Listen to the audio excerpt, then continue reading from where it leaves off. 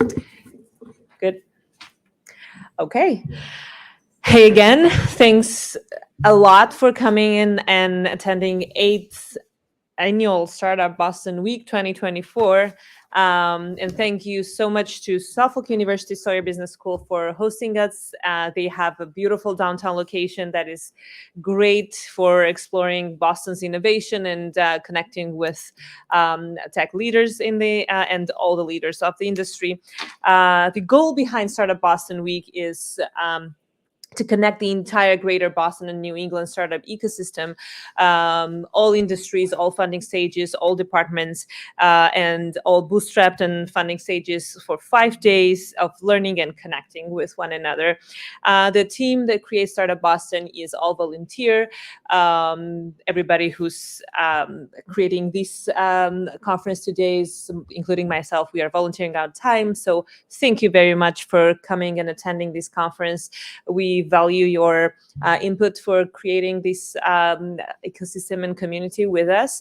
So enjoy this session, and off you go. Excellent. Thank you so much.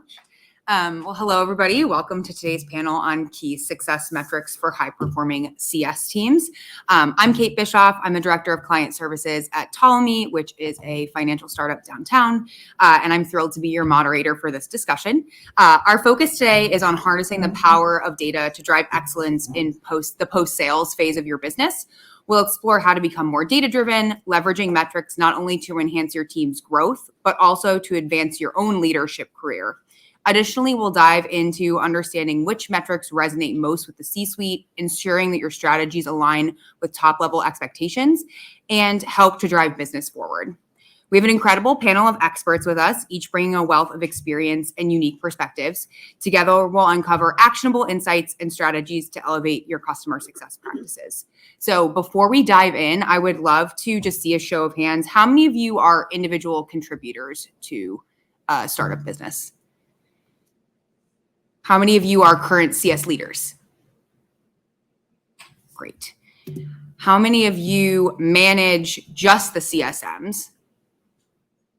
How many of you manage the entire post-sales org? Okay, excellent. How many of you are founders? Great. Any other? Excellent. Okay, thanks. We appreciate that. That helps us to better understand who's in the room. So now I'm going to allow each of our panelists to introduce themselves. Hi there, I'm Cheryl Hawk, currently CCO at Visit. Visit's an AI visual company that drives e-commerce performance using simulated audiences. I've got about 20 plus years in tech, and like a lot of seasoned CS leaders, we either usually come from the support side of the house or the sales side of the house. I come from the sales side of the house, and I've typically always managed the entire customer journey. I'll turn it over to Diane. Thanks. Hi, Diane Gordon here. Great to meet all of you. I feel whenever the people that raised their hands and said they own the entire post-sale thing, I felt like I should come hug you because, yay, but oof. So I've been doing this for about 35 years now. I've been in post-sale customer-facing roles for SaaS, the whole thing, and specializing in different areas at different times. But so I've done that, been a CCO at a number of local and not so local startups, and have had some really great experiences. About 2 years ago, I started consulting, and I'm really enjoying it and focusing mostly on really anything. I'll give you my latest painkiller statement. It is help you optimize your post-sale machine to drive retention. So really anything post-sale, whether that's customer success, support, it's all connected, as we know. And so I'm really, really happy to be here. Thanks, Rob, for the invite. Excellent.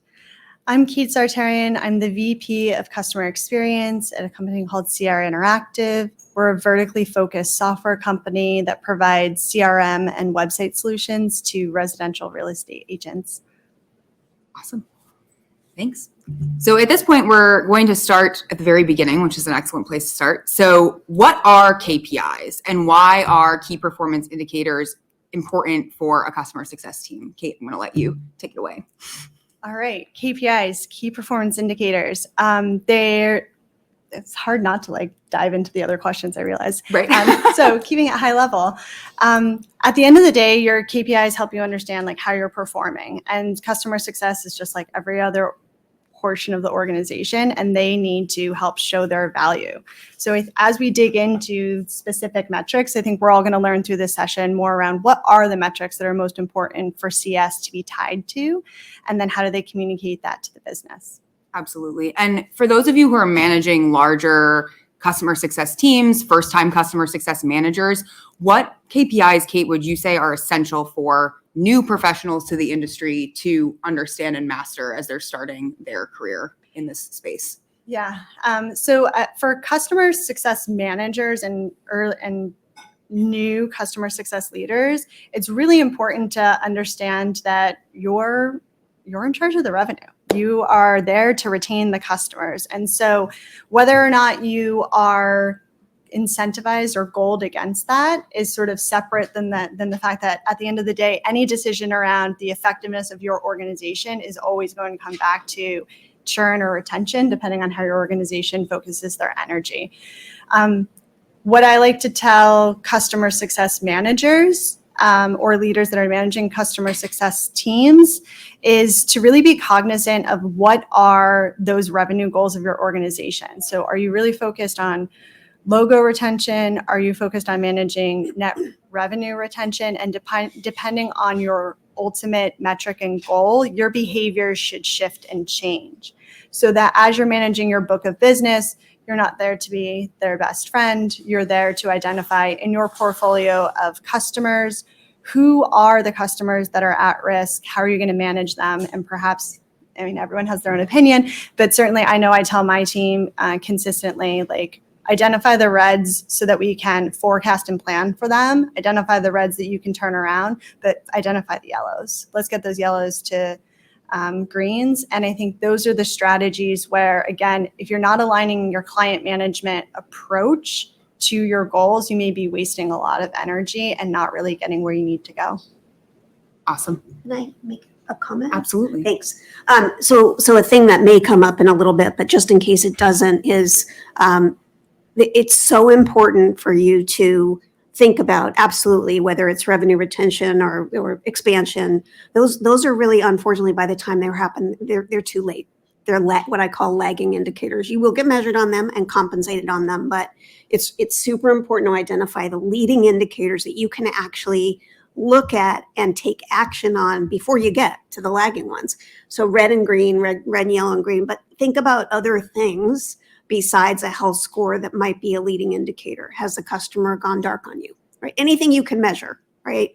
Hopefully nothing that's too squishy, but, did the customer, and this might be in your red, yellow, green, but have they logged in, right? Like, think about what the flags are that give you those leading indicators. Like, it took me a long time in my career to realize that's what I should be looking at, because by the time a customer was already red, it was almost too late. Not always, but so I just really encourage you to think about leading indicators of things to measure yourself and your team on, so that ultimately there's no surprises when you get measured on the lagging indicators. Absolutely. And Cheryl's going to walk us through some of those excellent things to keep an eye out for so that you don't have to come up with and reinvent the wheel yourself. We can get some tested data points to keep an eye out for. So in terms of funding, how many of you are at seed at this point? Okay. Who's at their Series A? B? Okay.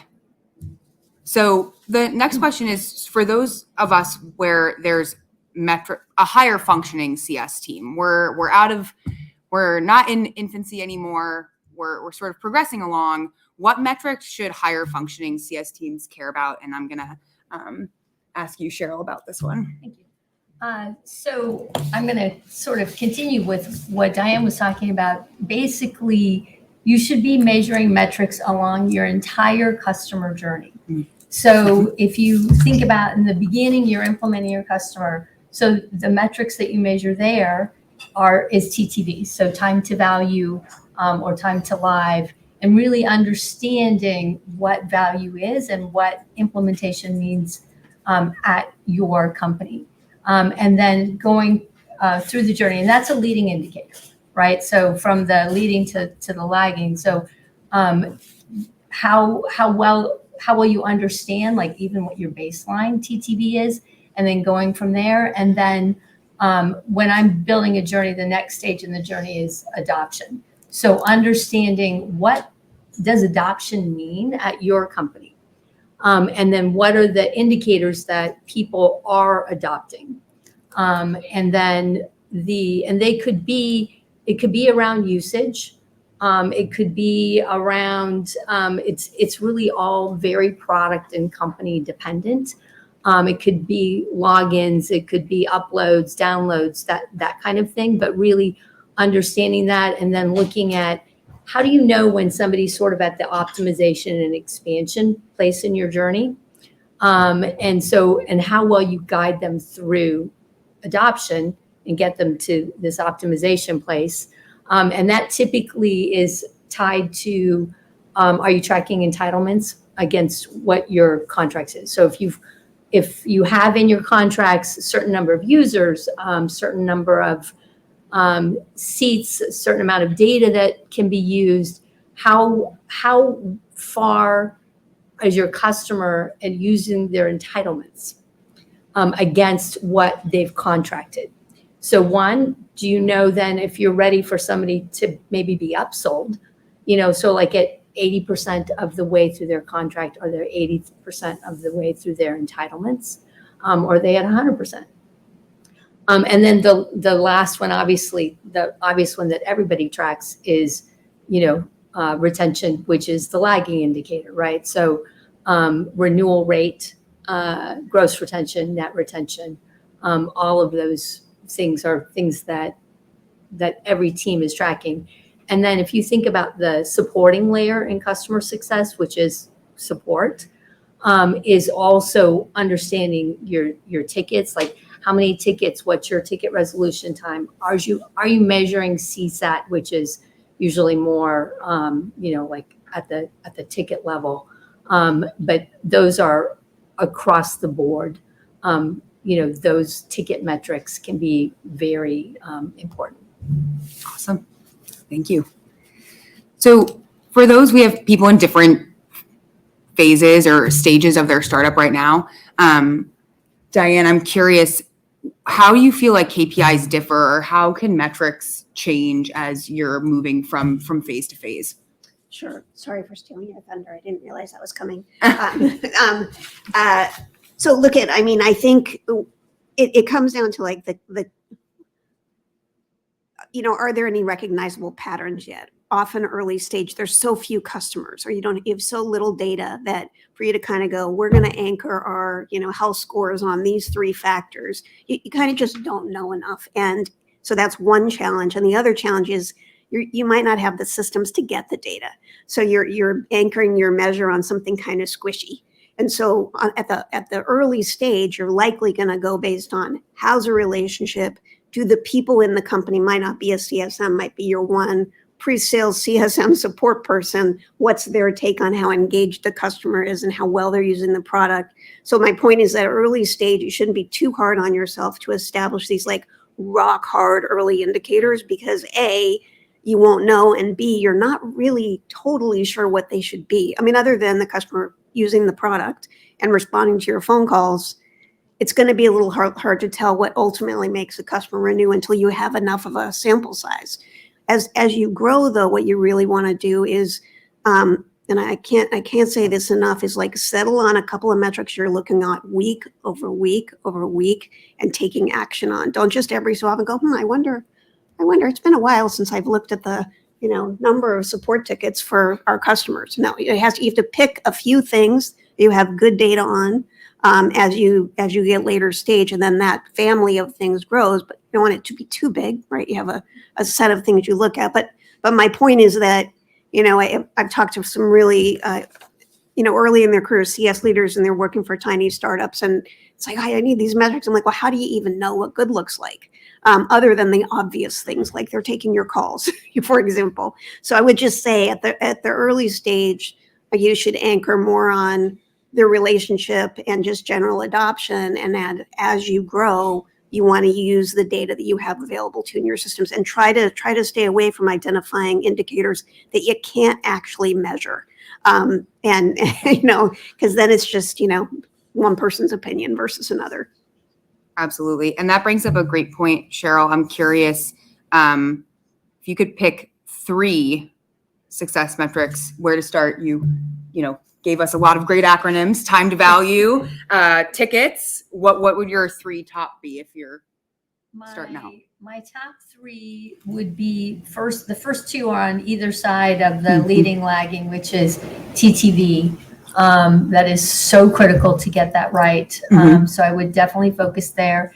And then I would look at renewal rate. And I say renewal rate from a revenue perspective. Everyone talks NRR and GRR, which are really the super key metrics that that the board is looking at, but it's really hard unless you are like hand in hand with your CFO or whoever's running finance to really track accurately your GRR, NRR, but the renewal rate you can, what you're starting, how many renewals you have up in the quarter, like what that ARR is, and you can track that.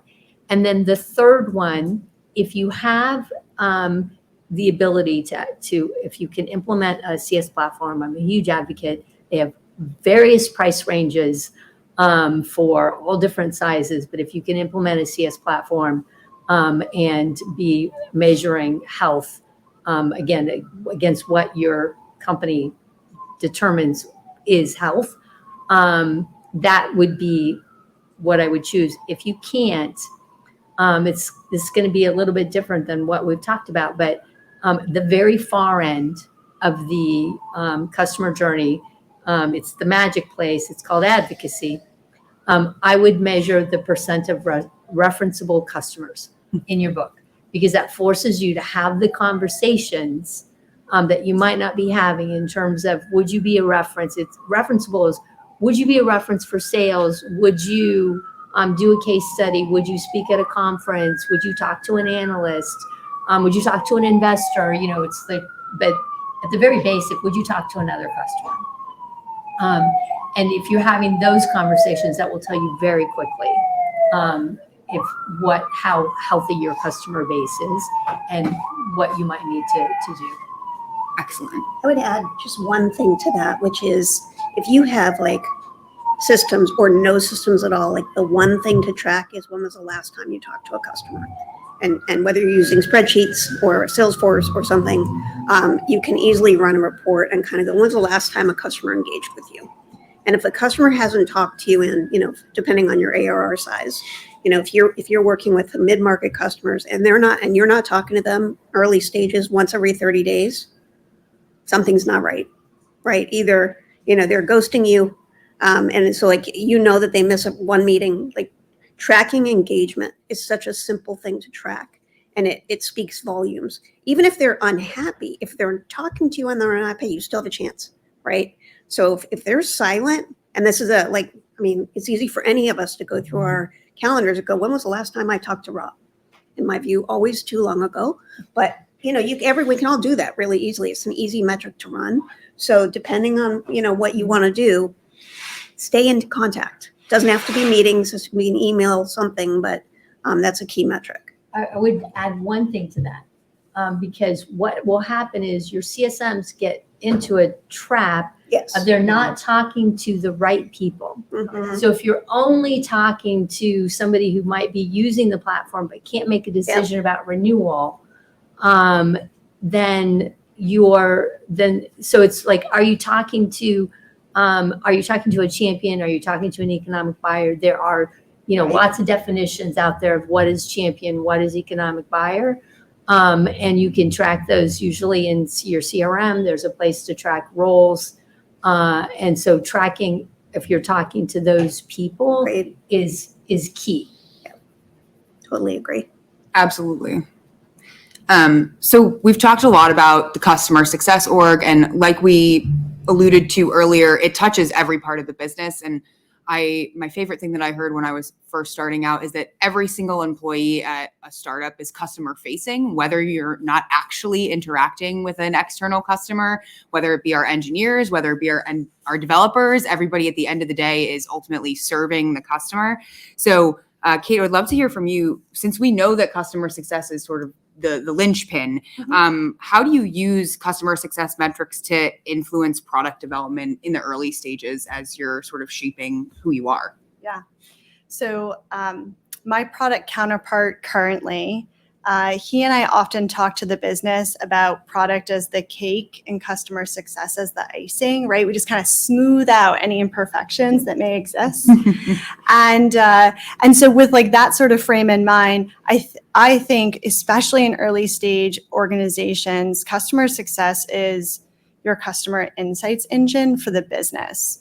And so this is where I think organizations need to think about how they're designing their operational metrics that helps facilitate the necessary conversations with product management. So an example of what I mean would be if you're in an early stage organization, it's important for you, for example, to measure time to resolution of support tickets, right? But there's measure and then there's manage. And that might be a metric where you want to be careful that you're incentivizing the correct behavior, right? So if you make your resolution times too quick, then your support team will look great on paper. They're cranking through their tickets, but are they missing an opportunity to go deeper with that customer to get to the why that could then lead to a better and more effective conversation with product management, for example?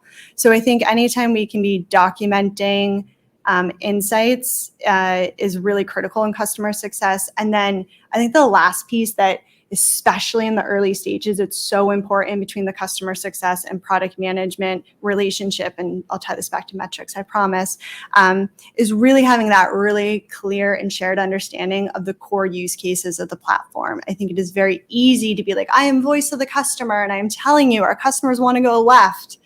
And then product management can say, but we're designing it to go right. So like, have we found product market fit? Do we need to pivot? And this is where I think coming up with like, how do you take qualitative insights from the customers and make it structured and bring it into quantitative metrics so you're having that conversation with product management? Super critical. Absolutely. We talked about some tools and systems to start to track these pieces. And depending on where you are in your journey, it may be a spreadsheet, it may be a customer success like database or software, like Cheryl mentioned. So Diane also mentioned spreadsheets. So Kate, I'm curious, what tools or systems, and this is open for everyone, what tools or systems do you recommend or think are the most effective for this type of tracking? Yeah, it's a really important question. Okay. So on the customer success side of the house, I would say the following, which is like, you'd be surprised how far you can get with just your CRM if it's well designed. So well designed was the key word there. But beyond that, I think it's really important in order to have any semblance of metrics that are like useful and insightful. You also need like product tracking, which is like slightly out of the purview of customer success, but it makes our world, I don't know, like you just can't do our work very effectively without it. So I think that's another, and then how you bring that data through, there's a whole bunch of different tools that you can use for that. But I know there's so many different ways to track metrics, so I'd love to hear what others think as well. And one clarification, by product tracking, do you mean visibility and transparency into the roadmap of where the product's going, or? Oh, sorry, no, I was product usage. Tracking. Wonderful. Yeah, product usage tracking. Cheryl, what do you recommend as somebody who is all about health scores? Yeah. So I'm a huge fan of CS platforms.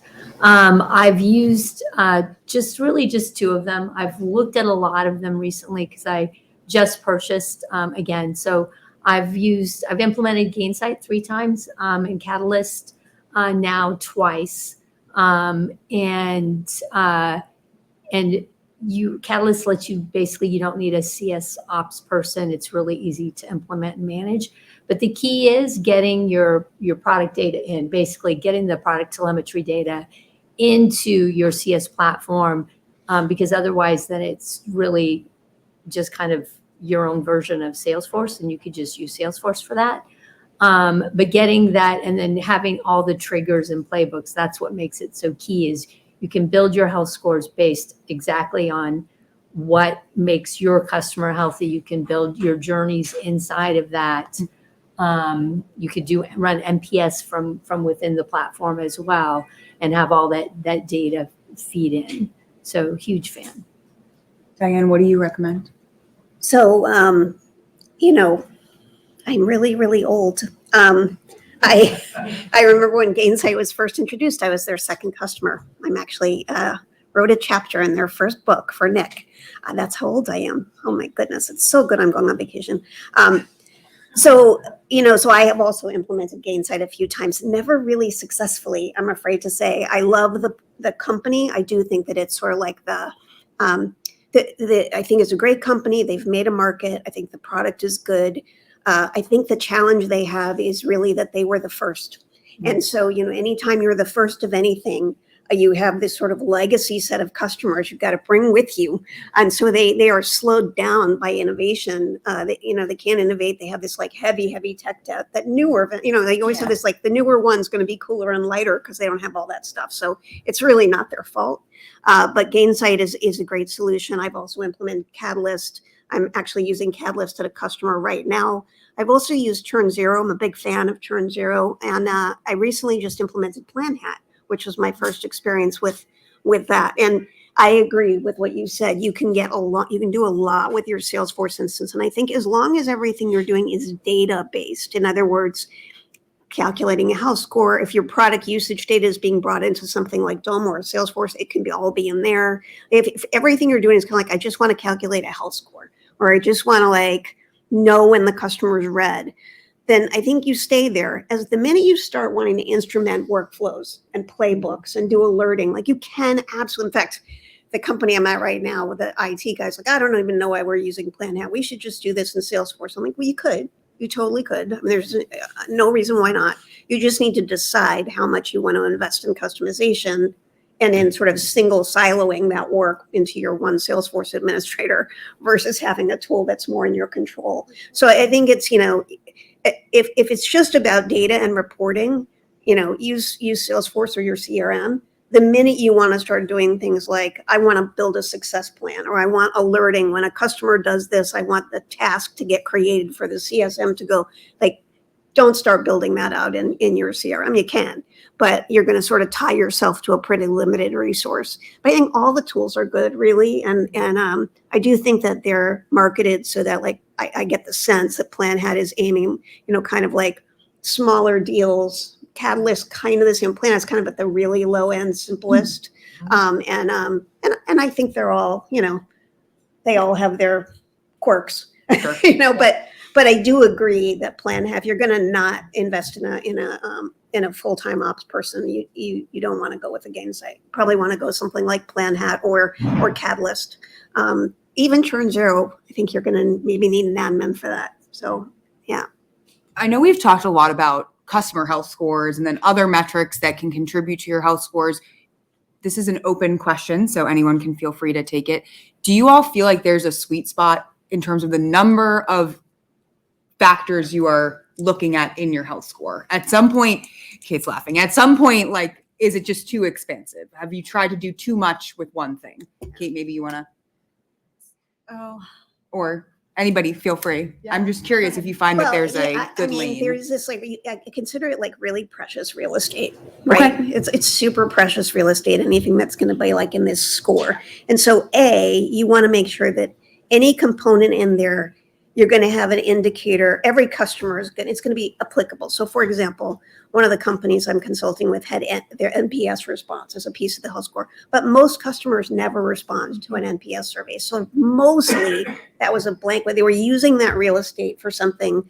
And so what I say is look, anything that doesn't end up in there that you still want to know about, you can either put on the detail account page of your either your CRM for the CSM or in your plan hat or your Catalyst homepage, or you can create an alert, right?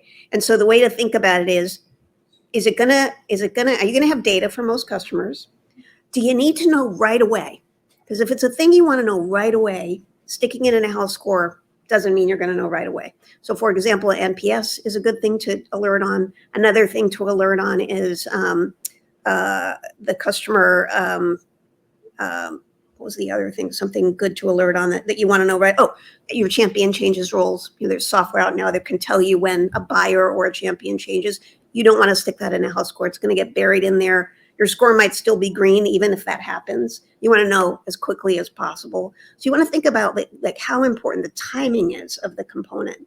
And then, I'm a fan of like 3 to 4 components, because after that, like if you got 10 components and they each have 2 points or 5 points or whatever it is, like basically you can be in really bad shape and still be kind of yellow or green. Right. And so my approach is you lay out every possible leading indicator you can think of and then bucket them by which ones do you need to know right away, which ones will apply to all customers, and then everything else. And then you kind of like horse trade until you get to a good place, and then you live with it and then you tweak it, right? So that's kind of my approach. I know when we developed our health score, we had like a similar philosophy. Mhm. And then two, something that was really important to us when we were putting it together was we need to be able to actually pull these levers. If we're finding that somebody is scoring really low in one of these data points, we need the ability to be able to change that for the better or affect that. Mhm. So making sure everything was measurable and applicable to all of our customers, but also making sure it was something that we had a direct effect on, because otherwise. The other thing I'm want curious things about, I would elsewhere. ask all of you is, like, I've always had this philosophy of a health score is the machine generated score. It's important also next to it to have the CSM's sentiment, the human Mhm. score. Now, some people combine those two. I'm a fan of keeping them separate because I feel like the machine cannot lie, right? And every human's going to have their own take. But I'm curious because I've definitely talked to people who are like, oh, I put the sentiment in as a component in the health score. Mhm. Sort of like, this is what goes for excitement in our world. But just, so I don't know. Yeah, What's your take? Yeah, Kate, I was gonna ask you about qualitative versus quantitative. Yeah. Yeah, so definitely quant stays separate from qual Okay. for sure, hands down. I'm definitely team separation. Alrighty then. And then I think like one other thing I also have like augmented my health score with. So agree, like keep it simple, keep it quantifiable, keep it whole comprehensive, right? It needs to be like inclusive of your whole client base. And then you have your health score, and then you augment that, contextualize that with the qualitative data points from your CSM team. And then one other qual to quant data point that I've created in my lifetime is what I would call like the prospect health score. So it's a snapshot in time of like, as the customer is buying, what is their like health then? And that would look like, do they actually have their like number of users to use this platform successfully?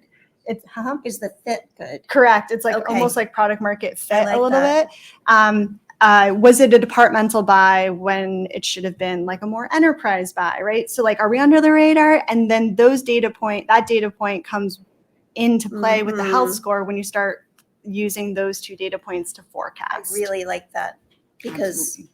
it's true. And someone asked in the session right before this, like, how important is that? And if you have a customer that you never should have sold to, Yes. right?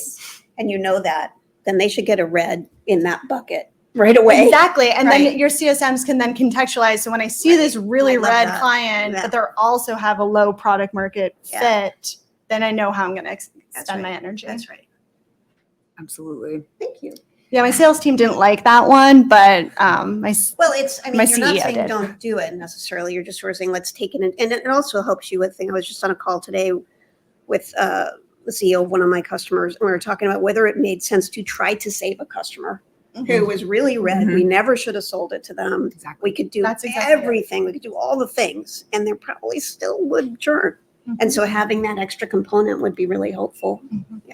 Also, I think that's an incredible piece of morale for your team, right? Right, If you are right. constantly Yes. chasing, we have those habitual people who continue to show up red every time they're up for renewal. That can start to eat away at people. And so I think contextualizing with, hey, this person was read product market fit from the beginning can give some of your CS leaders some solace that not everything's in our control. A lot of things are, but so I'm curious, Diane, what are the biggest challenges in cross-functional teams, getting them on board with some of these customer success metrics?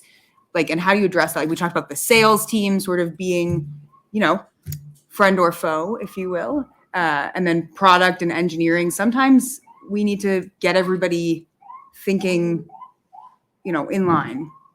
So, I have never successfully gotten anybody outside of customer success to care about my metrics. It's very hurtful. No, but what I mean by that is I think what thank you. We can hug later.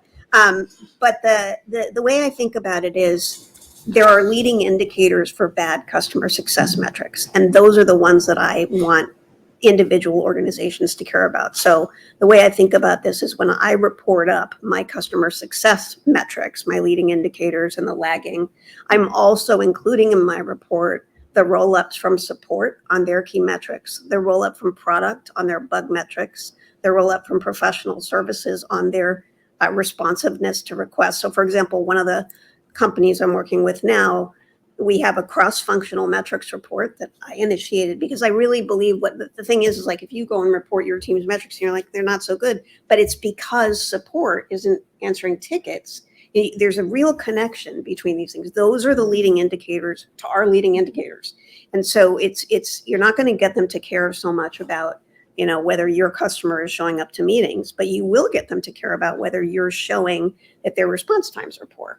And so, I do it in a collaborative way. I mean, it's not like I'm going to shine a bright light on you and you're going to feel terrible. It's more like, let's all agree that the customer experience is impacted by a number of metrics, some of which are not directly customer facing, but that all feed into that. And they are typically, time to fix severity one bugs. That's the key. Product. You can think of other product. That's one. Key support metrics: first response time, communication SLAs, and time to close when it's not a bug ticket.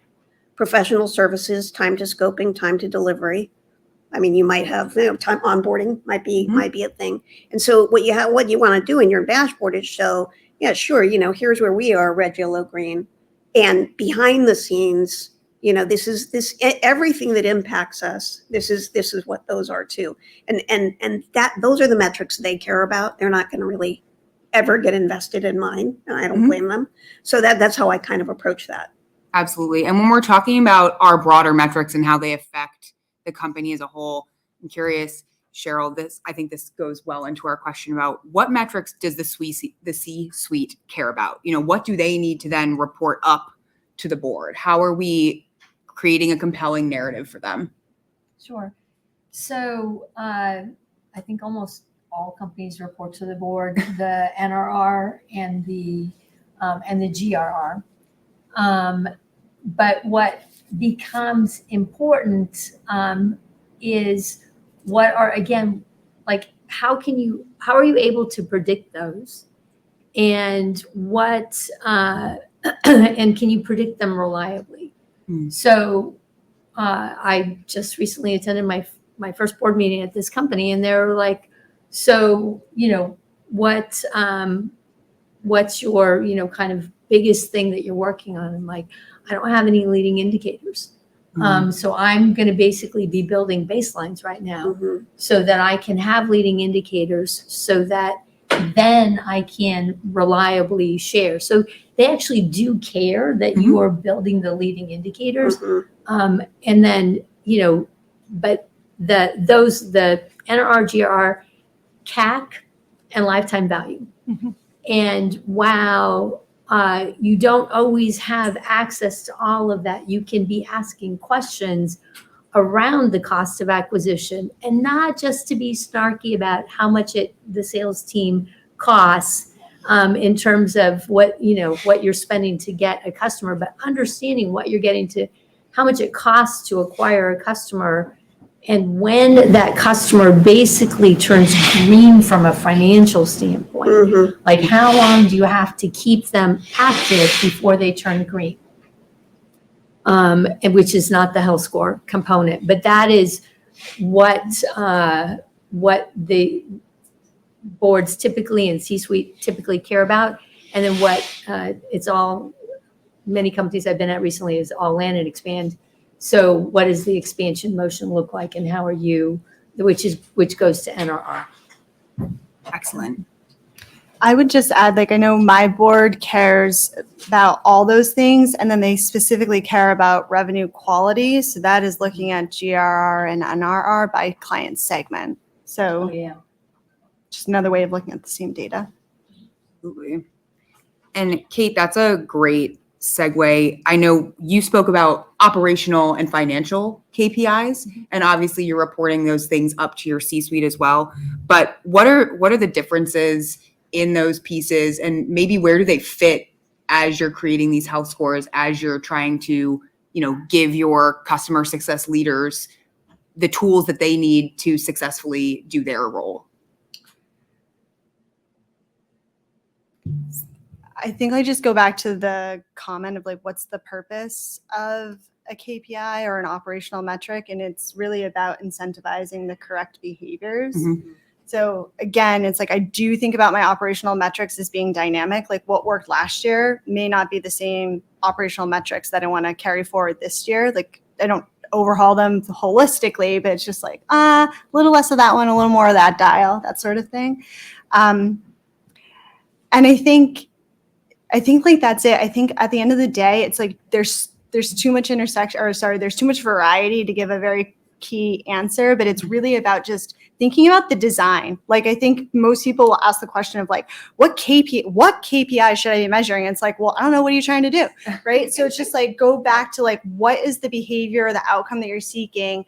And then putting a lot of effort and energy into the design of the KPI or the metric. And then hopefully then you're not only measuring something, which could just be, I'm just going to measure this for the insight of it, but you may also have KPIs that then help you create the outcomes through measurement that you're hopeful for.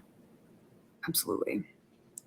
And that always reminds me, Cheryl, of something that you continue to say is your customer journeys. You need to clearly outline your customer journeys. And I know like personally for us, when we started, we felt like we didn't have enough data to necessarily outline our customer journey, or we felt like we weren't there quite yet. And so it's almost like this like chicken and the egg. Like, do you do what's the order of operations, right? You do it first. Like, yes. That was one of the first things I did when I joined, is because people didn't know. I'm like, what does adoption mean? And CSMs are like, I don't know. Right. And I'm like, well, how do you know if you're successful? Like, at least define it. What does implementation mean?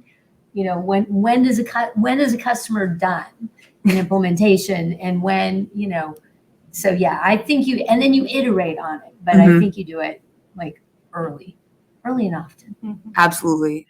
And something that personally I feel can be underscored is having those shared definitions, being clear about what those things mean throughout the company, with the sales org too. This is what we're defining as adoption, with support, with engineering, with product. This is when we're saying they're, at this milestone. Definitely an excellent place to start. I had most of the company. We're a small company. But I like all the leaders from all the functional areas be part of the journey mapping. Wow. So they could see what we're, like how we're defining things and what we need to successfully move somebody from one stage of the journey to the next, which is why I'm getting my product telemetry data. Absolutely. So do we want to take questions at this point? Does anybody have anything they'd like to ask? Yes. Oh, sorry. Do you want? I don't. Possibly don't need the mic. Yeah, my name's Jim. I'm fractional VP of sales. And so a lot of this conference have been CS panels. We actually had one about this a couple hours ago. But in all the things you're talking about, I'm curious in your organizations, because you're talking a lot about metrics and measurement. To what extent does your function own these these outcomes in terms of retention and upsell and expansion, and to what extent does it still reside in the sales side, or maybe it's evolving into a shared thing? I'm curious about this evolution and how quickly it's happening. Okay. Well, so this is a topic of much debate. In fact, I think there was even a session on this earlier today. Yeah. And you know, I think it depends. I mean, I've in two of the companies I'm working with right now, the CSMs own it and own renewals and expansion, and a couple they don't. And the way I think about it is, you know, in the most pure sense, right? This is my view. Is CSMs are, you're going to look for people with awesome service DNA, right? That's your North Star. The chances that those people are going to be really good at commercial conversations also is small. And also, if your deal sizes are quite large, the chances that a buyer, a decision maker, will want to talk to a CSM over the course of the relationship is small. So if you think about those factors and you think about the stage of your company, early days, you know, sure, you might have a pre-sales person who's the CSM who also owns the renewal and expansion. Sure, that's fine. Everybody wears a million hats.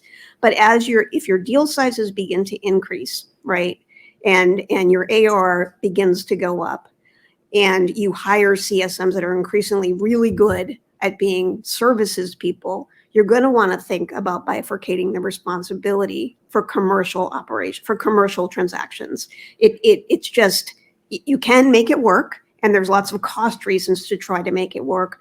But one expensive option, for example, in a large enterprise would be have the AE continues to own the deal for a year, so they have expansion deals, and then they hand it off to an account manager who's responsible for the commercial renewals and expansions. But on the way there, you might have a CSM owning all those things. And so it's a blend of where you are as a company in your stage, how many people you've got to work with, and how much budget. I'm working with one company and they're like, we'd love to have an account manager. We can't afford it. So CSM's got to do it for now. So it's stage of company, size of deal. Because again, keep in mind, if you're dealing 100K deal, that buyer isn't going to respond to somebody with a CSM title. They're just not post-sale. I wouldn't. I mean, I'm a nice person, but I wouldn't. So it's stage of company, size of deal, and then how focused you want people to be on the job you hired them to do. Because, you know, people will always do the things they are best at and avoid the things they're not good at, which means that if you hire a CSM and you say, hey, you also got to close commercial transactions, they're going to be like, all right, I'll do that. But they're not going to like it, and they're not going to do very well at it. And so, but there are cases where you'll find a unicorn, you know, people who want to do both. But, you know, I believe that you have to consider all those factors in figuring out where you want that work to live. Now, having said all that, CSM should still be responsible in some way for the overall renewal number, either as a part of their bonus, you know, whether you measure that on the health of their book, but they don't have a quota per se. They're not getting comped on the closure of those things. Okay, so at the risk of That's just me. elongating my question, I'd like to hear from the other three who are in actual companies. Who owns and gets compensated for the actual additional revenue at this point? Okay. So everything that Diane just described was my world for years. So if you'd asked me this a year ago, I would definitely probably have said exactly what Diane said. And so that holds true, very much an enterprise motion, up market buyer. The organization I'm with right now, SMB, vertically focused, we're selling to residential real estate agents. In this particular case, I own the renewal for 2024. In 2025, I will own renewal and expansion.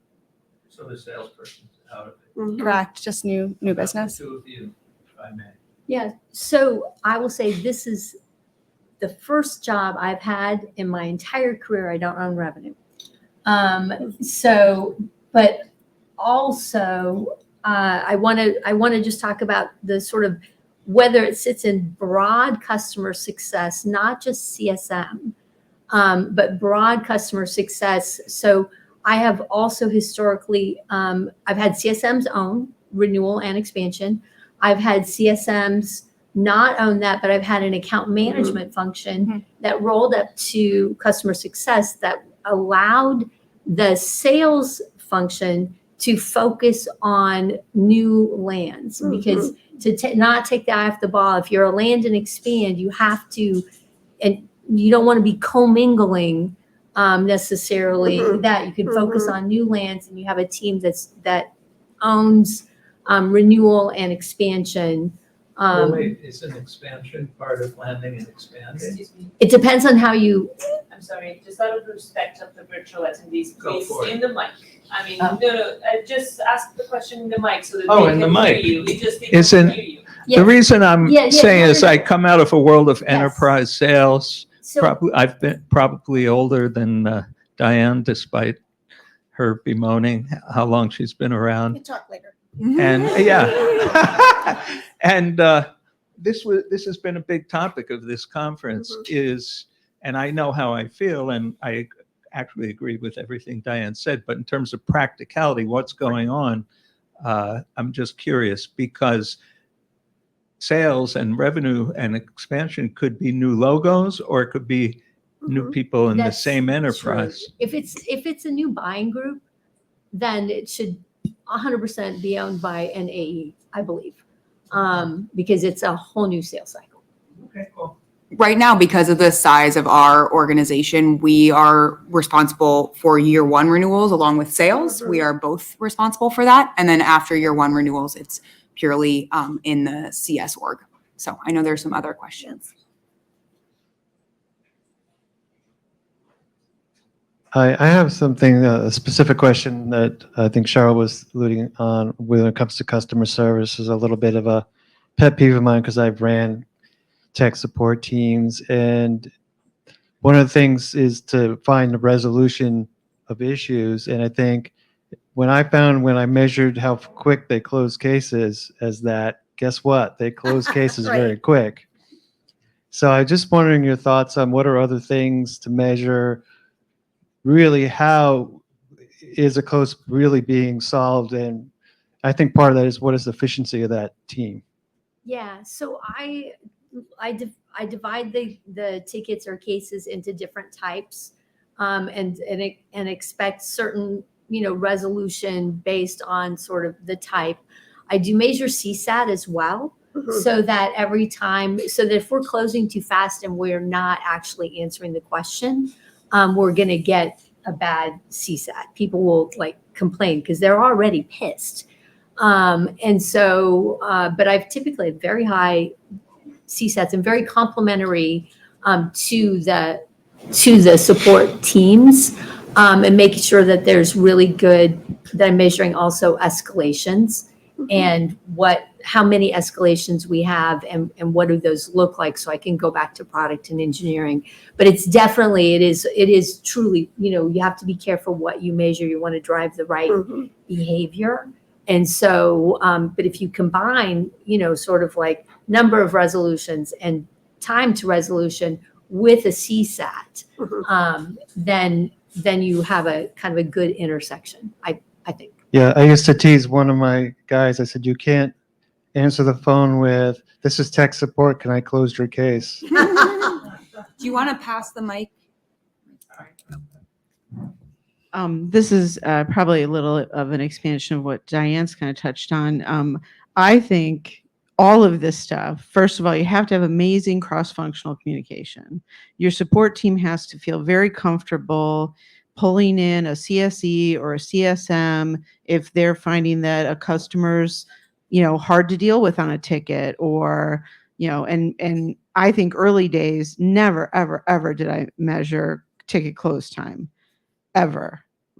You can't. I mean, when you have 20 customers, it's all about retention. I don't care if they want you on the phone 30 hours out of a week. You gotta do what you gotta do. And to the point about compensation, I think that's an ever evolving thing too. It depends on how you're developing the different departments. Is it just post sales is just a CSE? We split once into CSE and CSM. So then the CSM was able to think about things strategically, because if you're tactically solving the customer's issues, like in support or with a CSE, it's really hard to move your brain into the strategic thinking about expanding the account. Like your brain just can't work that way if, 40 calls during your week are about tactically keeping customers happy.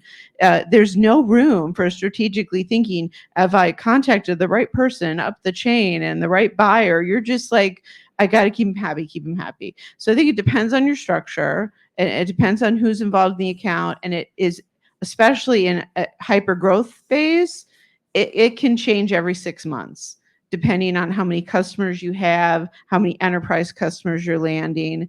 So that's my comment. My question is, to that point, do you guys have any recommended metrics or things that you've done in the past during the hypergrowth phase for how you redistribute resources and keep customers happy? So where you've had named contacts in the CS organization and you have to redistribute those because of hypergrowth, because you're getting metrics on size of deal, keeping people, the really high value customer at 10,000, total contract value is now like the peon because now you're closing $100,000 deals. How do you redistribute and manage that change during hypergrowth and keep all the customers happy?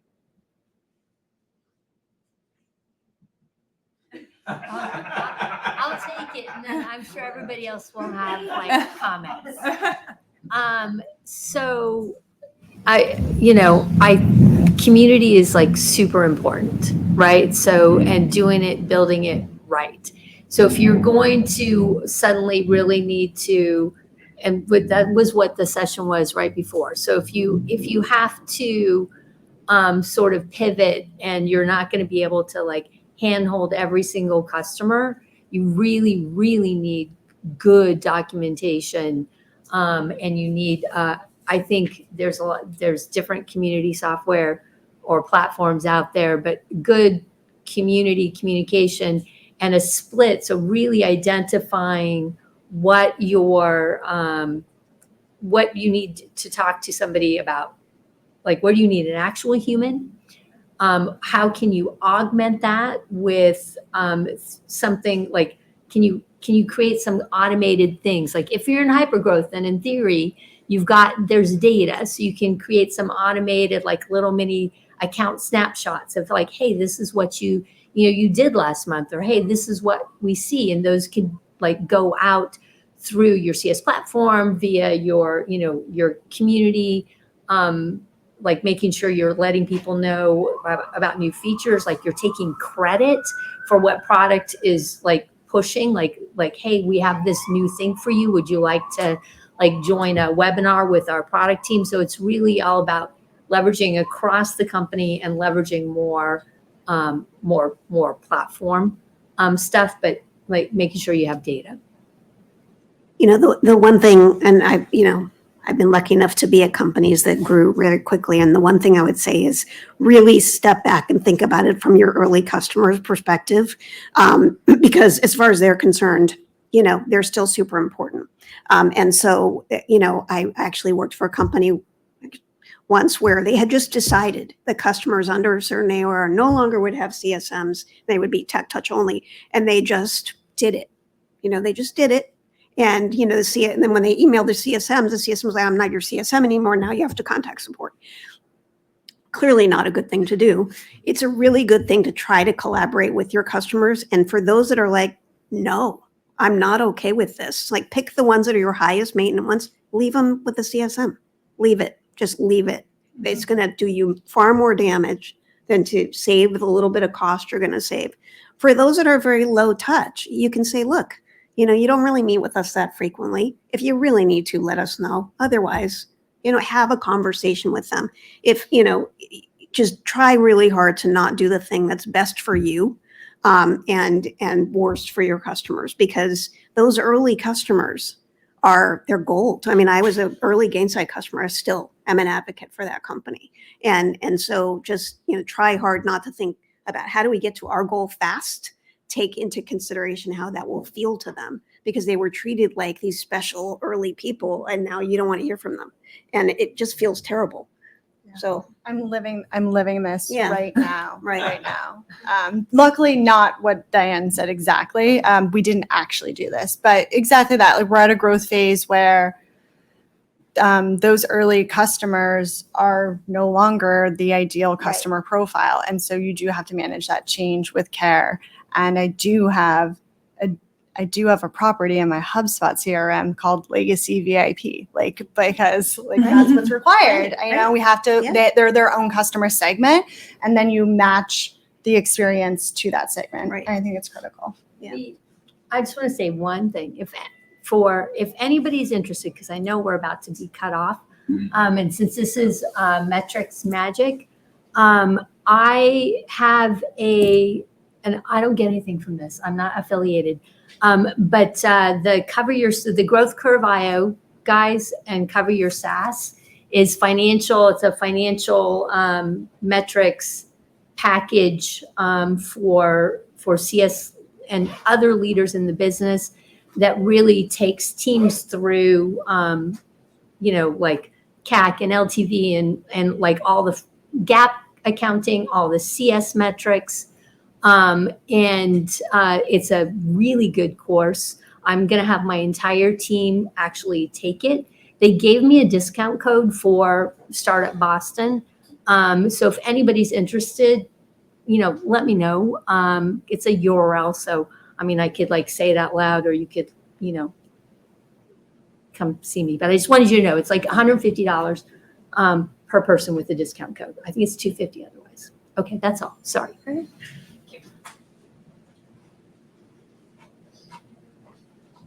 You're right on time. Excellent. Well, thank you all for coming. I hope this was impactful and that you took away some things that you can actually go back to your teams and action on. But we'll be here for a little bit if anybody has any other questions. But thank you so much.